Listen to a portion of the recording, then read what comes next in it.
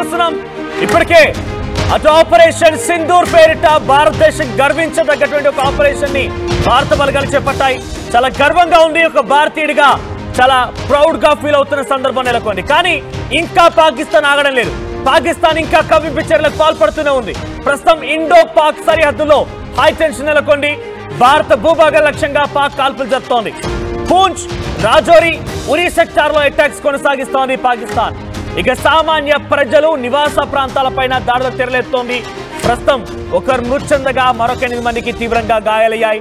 పాక్ సైనికులు టెర్రరిస్టు దాడులని భారత ఆర్మీ కూడా తిప్పికొడుతోంది. ఆపరేషన్ సింధూర్ పెద్ద ఎత్తున అటు భారతదేశ వ్యాప్తంగా ప్రస్తుతం ఆపరేషన్ సింధూర్ తర్వాత సంబరాలు నెలకొన్నాయి. ఈ నేపథ్యంలో పాకిస్తాన్ మరోసారి ఇండో పాక్ సరిహద్దుల వెంట పూంచ్, రాజౌరి, ఉరి సెక్టార్ లో దాడులు కొనసాగిస్తున్న నేపథ్యంలో ఒకరు మరణించారు. మరొక 8 మందికి చాలా తీవ్రంగా గాయాలయ్యాయి. ఆపరేషన్ సింధూర్ విజయవంతమైన వేళ ఇటువంటి కవ్వింపు చర్యలకు పాల్పడడం అనేది కొంత మరోసారి ఆందోళన కలిగిస్తోంది. సో పాకిస్తాన్ కి ఎదురు దెబ్బ మరి కాసేపట్లోనే భారత్ నుంచి మరొక బిగ్ సినిమాని, భారీ బడ్జెట్ సినిమాని భారత ఆర్మీ మనము నుంచబోతోంది. పాకిస్తాన్ దాంట్లో పూర్తిగా మట్టు పెట్టబోతోంది. పాకిస్తాన్ అంతు తేల్చబోతోంది.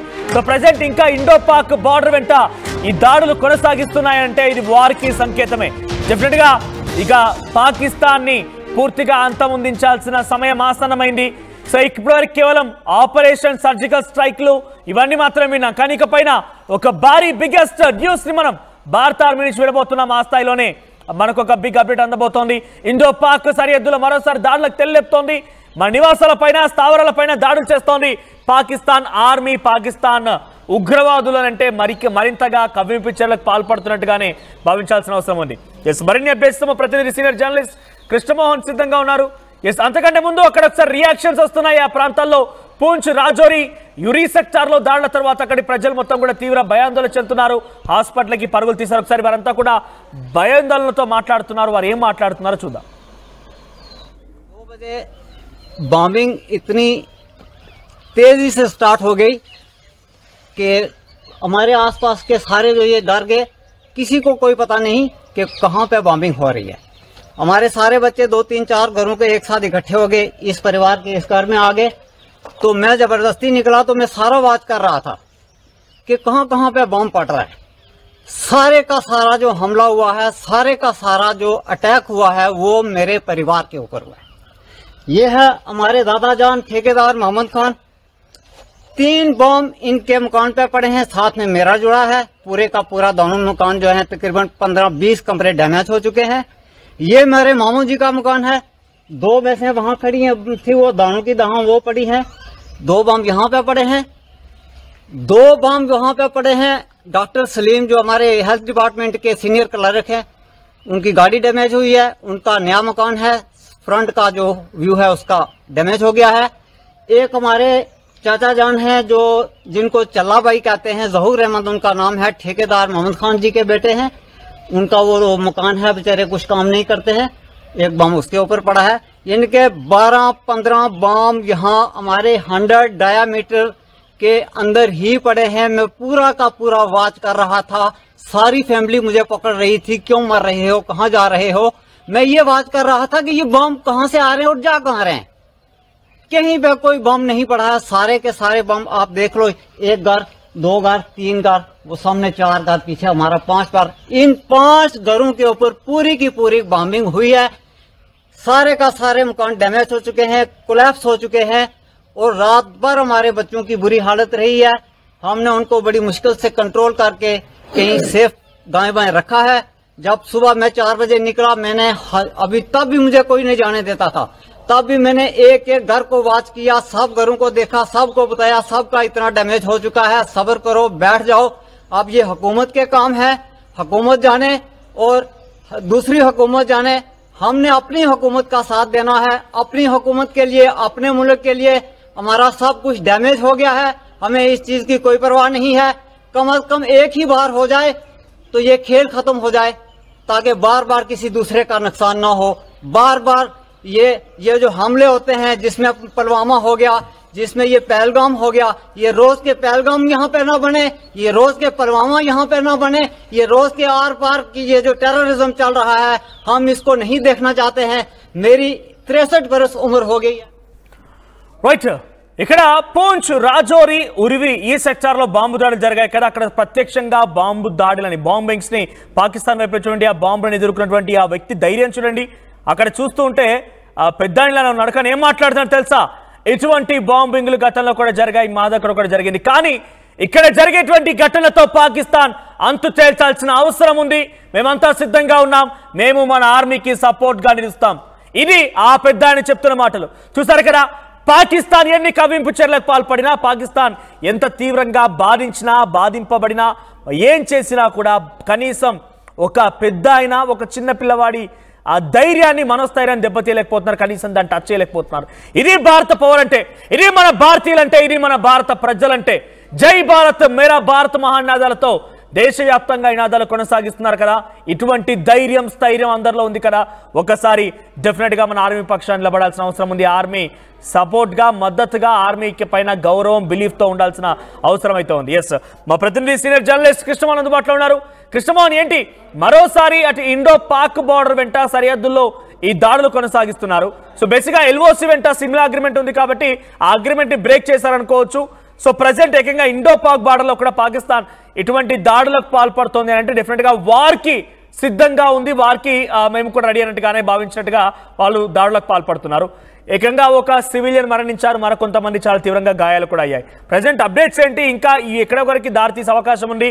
వార్కి ఇంకా ఎంత సమయం పట్టవచ్చు? నిజంగా ఆ సిచ్యువేషన్ వస్తే ఏ రకంగా ఉండబోతోంది? ప్రజలు ఏ రకంగా ఇబ్బందులు పడే అవకాశం ఉంది?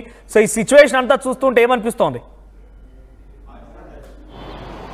యా మనోజ్, డెఫినెట్గా పాక్ ఇండియా మధ్య ఏదైతే ఇప్పుడు కాల్పులు జరుగుతున్నాయో, అయితే పాకిస్తాన్కి తెల్లవారుజామున సర్జికల్ స్ట్రైక్ జరిగిన తర్వాత కూడా వాళ్ళ బుద్ధిలో ఎటువంటి మార్పు అయితే రాలా. కారణం ఏంటంటే ఇప్పుడు జరుగుతున్న కాల్పుల్లో కూడా ఉగ్రవాదులతో కలిపి పాక్ సైన్యం అక్కడ ఉన్న లోకల్ మీద దాడులు జరుపుతోంది, కాల్పులు జరుపుతోంది. అంటే డెఫినెట్గా పాకిస్తాన్కి ఉగ్రవాద సంస్థల్లో ఉన్న వాళ్ళ మధ్య ఉన్న ఐక్యత అనేది చాలా క్లియర్గా అర్థమవుతుంది. మనం చూసుకుంటే ఇప్పుడు రాంజ్ కావచ్చు, పూంచి కావచ్చు, తర్వాత మరికొన్ని ప్రాంతాల్లో కూడా కంప్లీట్గా అక్కడ ఉన్న పాకిస్తాన్ సైన్యాలు ఎక్కడికక్కడ లోకల్గా ఉన్న వాళ్ళ మీద విశిక్షణారహితంగా కాల్పులు జరుపుతున్న పరిస్థితి. అసలు సివిలియన్స్ మీద కాల్పులు జరపడం అనేది ఎక్కడ కూడా ఏ ప్రపంచ దేశాల మధ్య యుద్ధం జరిగినా అటువంటి చర్యలు జరగవు డైరెక్ట్గా. కానీ ఇక్కడ పాకిస్తాన్ కావచ్చు, పాకిస్తాన్కి తోడుగా ఉన్న టెర్రరిస్టులు కావచ్చు, వాళ్ళందరూ కూడా సాధారణ పబ్లిక్ మీద దాడి చేసే పరిస్థితి అయితే చాలా స్పష్టంగా చూస్తున్నాం. అయితే ఆ దాడుల్ని భారత్ తిప్పికొడుతోంది, ఇరగతీస్తోంది అని చెప్పాలి. బేసిక్గా ఇది రాబోయే 2-3 రోజుల్లో పాకిస్తాన్కి మరోసారి మొదట ఈరోజు ఉదయాన్నే తెల్లవారుజామున నావీ రుచి చూపిస్తే ఇప్పుడు మాత్రం ఆర్మీ తన రుచిని పాకిస్తాన్కి చూపించబోతుంది. ఎలా ఉండబోతుంది మన ఆర్మీ దెబ్బ అనేది చాలా క్లియర్గా అర్థమవుతున్న పరిస్థితి అయితే ఉంది. అయితే ఓవరాల్ సబ్జెక్ట్లో ఉదయం నుంచి కూడా చూసుకుంటే కొంతమంది ఉదయం నుంచి 100 మంది దాకా చనిపోయిన టెర్రరిస్టుల్లో టెర్రరిస్ట్ నాయకులకి ఈరోజు సాయంత్రం 4 గంటల ఆ ప్రాంతంలో వాళ్ళందరికీ కూడా అక్కడ కర్మకాండలు జరుపుతున్న నేపథ్యంలో స్వయంగా పాకిస్తాన్ సైన్యమే వాళ్ళ దగ్గర ఉండి వాళ్ళ కర్మకాండల్లో పాల్గొంటున్న పరిస్థితిని కూడా మనం చూసాం. అంటే చాలా క్లియర్గా ప్రపంచం మొత్తం కూడా చూస్తోంది పాకిస్తాన్కి ఉగ్రవాదుల మధ్య జరుగుతున్న వాళ్ళకున్న సాన్నిహిత్యం కావచ్చు, ఉగ్రవాదుల్ని పాకిస్తాన్ ఏ విధంగా పెంచి పోషిస్తోందో అనేది చాలా క్లియర్గా ఈ 2-3 సంఘటనలు చూస్తూనే చాలా క్లియర్గా అర్థమయ్యే పరిస్థితి అయితే ఉంది. సో ఏదేమైనా సరే పాకిస్తాన్కి బార్డర్లో కూడా కొంత ఉద్రిక్త పరిస్థితులు అయితే నెలకొన్న పరిస్థితులు అయితే మనం చూస్తున్నాం. ఇప్పుడు చాలా ప్రాంతాల్లో POPలో కావచ్చు, LOCలో కావచ్చు, తర్వాత వీటన్నిటిలో కూడా కొంత వాళ్ళ మధ్య జరుగుతున్న కాల్పులు ఎంత దూరం వెళ్తాయి, ఇది రాబోయే రోజుల్లో మరి రేపు ఎల్లుండిలో కూడా ఈ కాల్పులు ఎంత దూరం వెళ్తాయి, డైరెక్ట్ అటాక్కి భారత్ సిద్ధమవుతుందా లేదా అనే దాని మీద అయితే భారత్ ఇప్పటికి కూడా క్లియర్గా ఇందాక దోవెల్ కూడా క్లియర్గా ప్రపంచ దేశాలతో ఉన్న వాళ్ళకు వాళ్ళతో కూడా మాట్లాడుతూ చాలా క్లియర్గా విషయం అయితే చెప్పారు. మేమైతే ఏదైతే ఉగ్రవాదులు షెల్టర్ జోన్గా ఉన్నారో, ఎక్కడైతే వాళ్ళ స్థావరాలు ఉన్నాయో వాటి మీదనే దాడి చేశాం. లేదు మేము ఇంతటితో మాకేం ఇంకా తిరిగి కంప్లీట్గా చేయాలి, లేదు పాకిస్తాన్ని నేలమట్టం చేయాలని ఎక్కడా లేదు. బట్ పాకిస్తాన్ కానీ తిరిగి ఉన్మాద చర్యలు కానీ పాల్పడితే మాత్రం దానికి డబల్ అంతా చేస్తామనేది క్లియర్గా చెప్పేశారు. ఆల్మోస్ట్ ఆల్ జాతీయ సలహాదారుడు క్లియర్గా వ్యవహారాన్ని ప్రపంచ దేశాల జాతీయ సలహాదారులతో కూడా క్లియర్గా దోవల్ ఈ విషయం చెప్పిన నేపథ్యంలో కొంత ఉద్రిక్తత ఇండియా ఎక్కడ వెనకడిగి వేసే పరిస్థితి లేదు అనేది అన్ని ప్రపంచ దేశాలకి క్లియర్గా చెప్పేసిన పరిస్థితుల్లో దాదాపుగా 7-8 ప్రపంచ దేశాలకి ఉన్న ఇంపార్టెంట్ లీడర్లందరికీ అక్కడ ఉన్న అధికారులకు కూడా దోవల్లో ఉదయం జరిగిన సందర్భం నుంచి కావచ్చు, ఉదయం జరిగిన అటాక్స్ గురించి అన్నిటి కూడా వివరంగా వాళ్ళకి చెప్పే ప్రయత్నం అయితే చేశారు. మరోవైపు ఇప్పుడు పాక్ ఇంకా లోకల్గా ఆర్మీ కొన్ని కాల్పులు జరుపుతోంది. టెర్రరిస్టులతో కలిపి ఈ కాల్పులు జరుపుతున్నారని అక్కడ ఉన్న లోకల్ వాళ్ళే చెప్తున్నారు. కాశ్మీర్ వాసులు క్లియర్గా ఏం చెప్తున్నారో మనం చూసాం. ఇప్పుడు మేము ఇట్లాంటి కాల్పులు ఇటువంటి బాంబులు చాలా చూసాం, కానీ ఈసారి మాత్రం పాకిస్తాన్కి మాత్రం చుక్కలు చూపిస్తాం. ఆ దశలో మాత్రం మేము ఇండియన్ ఆర్మీకి మద్దతుగా ఉంటాం. ఇటువంటి మా కుటుంబ సభ్యులు పోయినా కూడా ఇప్పటికే బాంబు దాడుల్లో తన కుటుంబ సభ్యుడు కూడా పూర్తిగా దెబ్బతిన్నాడు, హాస్పిటల్లో ఉన్నాడు అని కూడా చెప్తూనే అయినా కూడా మేము మాత్రం వెనకాడి వేసే ప్రసక్తి లేదు, ఖచ్చితంగా భారత్ వైపే ఉండి మేము చేయాలనుకున్న మద్దతు ఖచ్చితంగా ఇస్తామని చెప్పి కాశ్మీర్ వాసులు కూడా చెప్తున్న పరిస్థితి. అంటే కాశ్మీర్ వాసులు కూడా విసిగి వేసారిపోయారు. అంటే పాకిస్తాన్ చేస్తున్న ఈ దుశ్చర్యలు కావచ్చు, లేకపోతే వెనక నుండి నడిపించే ఇటువంటి ఖతర్నాక్ వ్యవహారాలు కావచ్చు, వీటన్నిటి మీద వాళ్ళు కూడా విసిగి వేసారిపోయిన పరిస్థితి అయితే ఉంది.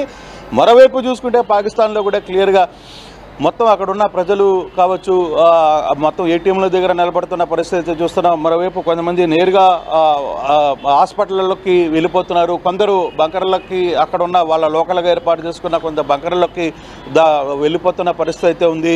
కానీ ఏదేమైనా జరుగుతున్న ఈ వారులో మాత్రం డెఫినెట్గా పాకిస్తాన్కి భారత్ బుద్ధి చెప్పడానికి సిద్ధంగా ఉన్నామనేది అన్ని ప్రపంచ దేశాలతో సహా ప్రతి ఒక్కరికి క్లారిటీలో ఉంది. ఆ క్లారిటీ దిశగానే భారత్ కూడా ముందుకు అడుగులు వేస్తుంది. పాకిస్తాన్కి అక్కడికక్కడ చుక్కలు చూపించే ప్రయత్నం అయితే చాలా సీరియస్గా చేస్తుందని చెప్పాలి. మనోజ్ కృష్ణమోహన్, సో మొత్తం మీద ఇండో పాక్ సరిహద్దుల్లో కూడా మరోసారి దాడులకు తెరలేస్తోంది పాకిస్తాన్.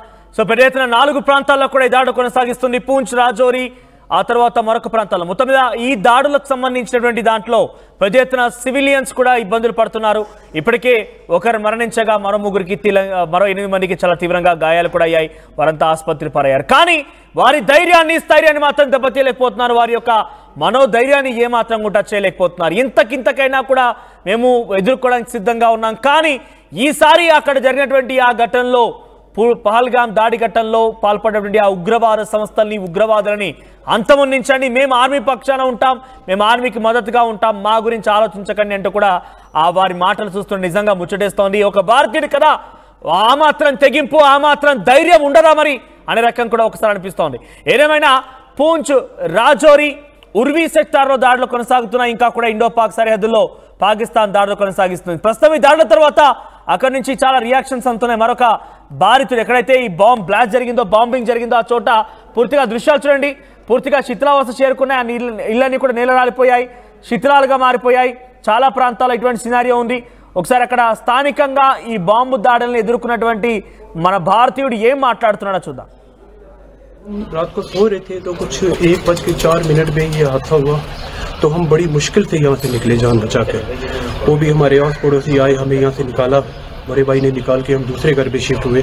ये तो हमारे बचने के कोई चांस नहीं थे। हमारा फर्स्ट पर कितना नुकसान हो गया, बहुत लॉस हुआ हमारा, तो हमने अपनी जानें बचा कर यहाँ से निकले। फर्स्ट बार ऐसे हादसा हुआ तो अभी आप लोग कहाँ जा रहे हो? मतलब अब हम यहाँ से छोड़ना ही पड़ेगा, क्या करें, हम कहाँ जाएं, हमारा कोई है नहीं, अब आगे पीछे कहाँ जाएं, सोच रहे कि हम कहाँ जाएं बैठने का। तो हम परेशान हैं, गवर्नमेंट से यही अपील करते हैं कि हम कब कहाँ जाएं, अब हमारा क्या होगा।